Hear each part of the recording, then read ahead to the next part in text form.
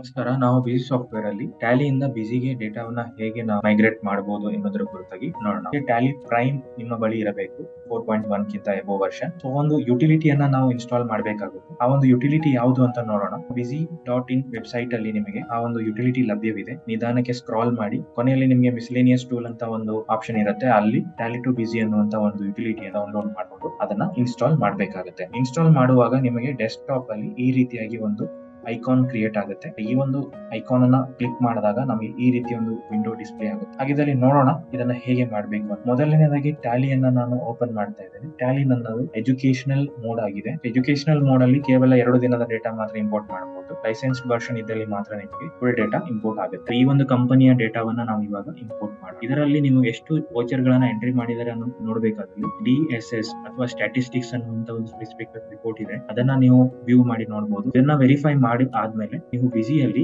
ಒಂದು ಕಂಪನಿಯನ್ನ ನೀವು ಹೊಸದಾಗಿ ಕ್ರಿಯೇಟ್ ಮಾಡಬೇಕಾಗುತ್ತೆ. ಅದಾದ್ಮೇಲೆ ಫೈನಾನ್ಷಿಯಲ್ ಇಯರ್, ಯಾವ ಒಂದು ಫೈನಾನ್ಷಿಯಲ್ ಇಯರ್ ಡೇಟಾವನ್ನ ಇಂಪೋರ್ಟ್ ಮಾಡ್ತಿದ್ದೀರೋ ಅದೇ ಫೈನಾನ್ಷಿಯಲ್ ಇಯರ್ ಅಲ್ಲಿ ಆ ಒಂದು ಕಂಪನಿಯನ್ನ ನಾವು ಕ್ರಿಯೇಟ್ ಮಾಡಬೇಕಾಗುತ್ತದೆ.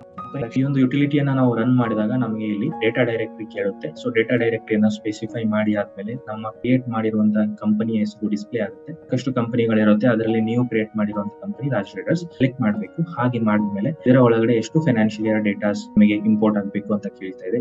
ಅಂತ ಅಂದ್ರೆ ನೀವು 1 ಫೈನಾನ್ಷಿಯಲ್ ಇಯರ್ ಮಾತ್ರ ಮಾಡುದು. ಇದಾದ್ಮೇಲೆ ಡೇಟ್ ನ ಚೂಸ್ ಮಾಡಬೇಕು. ಯಾವತ್ತಿನ ತನಕ 31st ಮಾರ್ಚ್ ತನಕ ನಮಗೆ ಬೇಕಾದಲ್ಲಿ 31st ಮಾರ್ಚ್ ತನಕ ನಾವು ಡೇಟಾ ಚೂಸ್ ಮಾಡಬಹುದು. ಅದಾದ್ಮೇಲೆ ಟ್ಯಾಲಿ ಸರ್ವರ್ ಅಂತ ಬರುತ್ತೆ. ಇಲ್ಲಿ ನೀವು ಸೂರಜ್ ಅಂತ ಅಂದ್ರೆ ನನ್ನ ಕಂಪ್ಯೂಟರ್ ನೇಮ್ ಆಗಿರುತ್ತೆ. ಇದು ನಾವು ಏನು ಚೇಂಜ್ ಮಾಡೋ ಅವಶ್ಯಕತೆ ಇಲ್ಲ. ಪೋರ್ಟ್ ನಂಬರ್ 9000 ಅಂತ ಬರುತ್ತೆ. 9000 ಅನ್ನುವಂತ ಪೋರ್ಟ್ ನಂಬರ್ ಅನ್ನ ನಾವು ಒಂದ್ಸರಿ ವೆರಿಫೈ ಮಾಡಬೇಕು ಟ್ಯಾಲಿಯಲ್ಲಿ.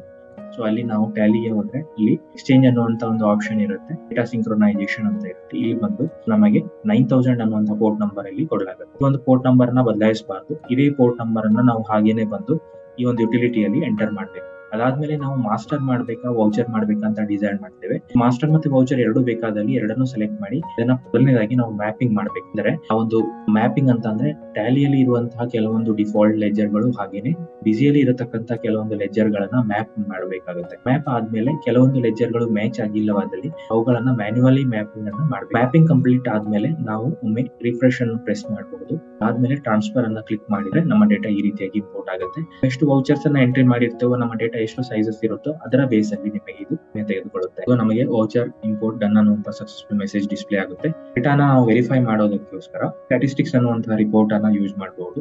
ಇಲ್ಲಿ ನಮಗೆ ಚೆಕ್ ಲಿಸ್ಟ್ ಅಲ್ಲಿ ವೌಚರ್ ಸ್ಟ್ಯಾಟಿಸ್ಟಿಕ್ಸ್ ಅನ್ನುವಂತಹ ಒಂದು ರಿಪೋರ್ಟ್ ಲಭ್ಯವಿರುತ್ತದೆ. ಇದರಲ್ಲಿ ನಮಗೆ ಕಾಣಬಹುದು ಟೋಟಲ್ ನಂಬರ್ ಆಫ್ ವೌಚರ್ಸ್ ಎಷ್ಟು ಅಂತ ಚೆಕ್ ಮಾಡಿ. ಅದೇ ರೀತಿಯಾಗಿ ಟ್ಯಾಲಿಯಲ್ಲೂ ಕೂಡ ನಾವು DSS ಅನ್ನುವಂತ ಅಂದ್ರೆ ಸ್ಟ್ಯಾಟಿಸ್ಟಿಕ್ಸ್ ಅನ್ನುವಂತ ರಿಪೋರ್ಟ್ ಅನ್ನು ವೆರಿಫೈ ಮಾಡಬೇಕಾಗುತ್ತೆ. ಆಗ ಮಾತ್ರ ನಮಗೆ ಬಿಸಿಯಲ್ಲಿ ಹಾಗೂ ಟ್ಯಾಲಿಯಲ್ಲಿ ಇರುವಂತಹ ವೌಚರ್ ಗಳ ಸಂಖ್ಯೆಯನ್ನ ವೆರಿಫೈ ಮಾಡಬಹುದು. ಈ ರೀತಿಯಾಗಿ ನಾವು ಟ್ಯಾಲಿಯಿಂದ ಬಿಸಿಗೆ ಡೇಟಾವನ್ನು ಮೈಗ್ರೇಟ್ ಮಾಡಿ. ಏನಾದರೂ ಹೆಚ್ಚಿಗೆ ಸಂಶಯಗಳಿದ್ದರೆ ನೀವು ಈ ಕೆಳಗೆ ಕೊಟ್ಟಿರುವಂತಹ 24/7 ಹೆಲ್ಪ್ ಡೆಸ್ಕ್ ನಂಬರ್ಗೆ ಕರೆ ಮಾಡಿ 82828282. ಅದೇ ರೀತಿಯಾಗಿ ನೀವು ಮೇಲ್ ಕೂಡ ಕಳಿಸಬಹುದು. supported@busy.in. Thanks for watching this video.